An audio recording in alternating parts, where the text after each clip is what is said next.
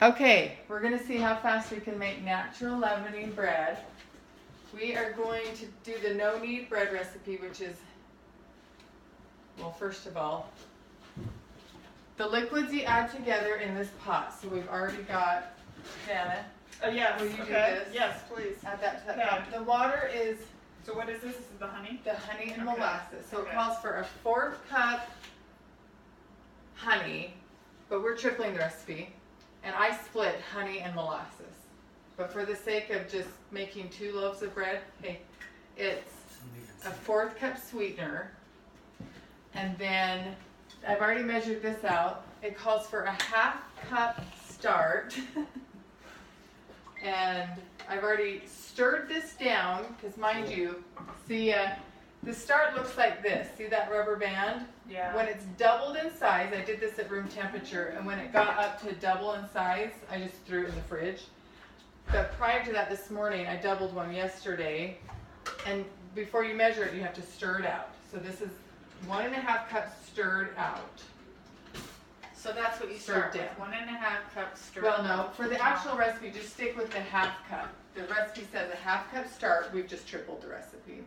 Okay. We're gonna You have add, to make it complicated. Okay, 1/2 cup, just kidding, 1/2 Yeah. cup starch. Temperature's right. yeah, and if you get your water a little too warm, it'll kill your starch. Oh, so that's So- why you poured it and the pan was hot. Yeah, the pan is a little warm, I Okay. turned it down. Okay. And so you add your sweetener, your starch, and I think this is interesting.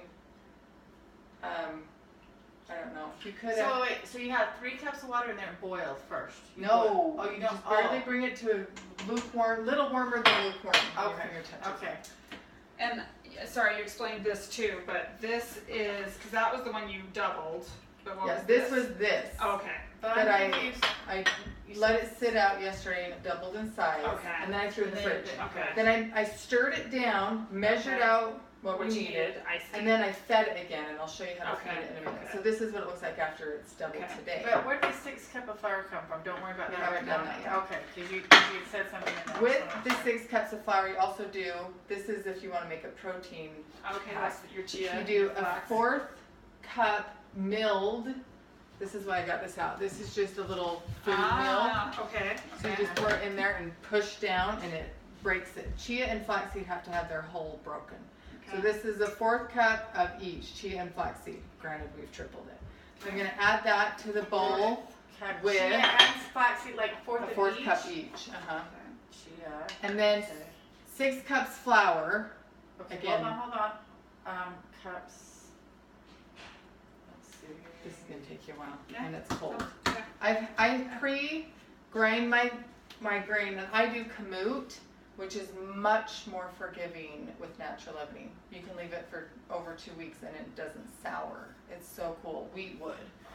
See, and my kid needs to eat that over the flour. He needs to stay Yeah, with me. it's an He's ancient not grain. gluten intolerant, but they just recommend that's- that he keep stays going. 12. Okay. And we're actually gonna need. One more. So when you're 18, saying I think 6 1.5 cups of more. flour, you're really using kamut. I'm doing kamut, and after I grind it, this is my grinder right here, this little square white. After I grind it and I pour it in these cups, I have a funnel, and I sit and pound it. I pound the flour down. It's 6 cups pounded flour if you want it to look like normal bread. Okay. You So- think we need another half, huh? So if we had we need 18 cups total. Okay, so there was 6 in this So one. there's 8, Wow. Oh, because okay. this is 2 quarts. 8 Okay. and 4 is 12, and another 4 is 16, so we Okay. need 2 more out of here. Okay. So 6 cups for just one recipe, right? So that's why you're doing the 18, okay, right? 6 cup flour or. Yep. 6 cups flour. I'm getting a spatula after all this goodness sweetener. Spell kamut for me again. It's Kamut. Okay. And I buy it locally from, his name just escaped me, Greg Hall. He's over in Pleasant Grove, but he will actually deliver it to you if you're a big pain in the butt to coordinate with, and I am. You are. So he That, brings and it you to do me. that on purpose because I then don't do that on keep- purpose, then but that I just might keeps it in coming. the future. Well, you're telling us to do it on purpose, so why? Right. Just kidding. Okay, so you mix your start, your sweetener, and your water together. You mix your salt. It calls for 2 teaspoons salt per batch, and I did do 6 here. But Greg Hall is a bread maker, and he tasted my bread one day and said it could use a little more. Yeah, Too much. Okay. It could use a little more salt. Huh. So, in the past I have added more, but I didn't today because when I measured out that salt, I wasn't really planning to triple the recipe, and then I did. So we have enough salt, but not as much as Greg would like. So I'm going to dig down and just kind of mix up all this chia and flax. And this is where it might get a little interesting because this is probably the biggest bowl I have. And it's going to get ugly when you pour that water in. Usually I double the recipe, but I wanted enough for everybody to take home. You are very sweet. So basically all we're doing is adding the dry stuff together and adding the wet stuff together. And then we will pour the wet into the dry and stir it with this Danish dough hook. Say teaspoon or tablespoon of salt? Teaspoon. Okay, 2 teaspoons of salt. And it's, I think is it low battery? That's okay, it's still filming.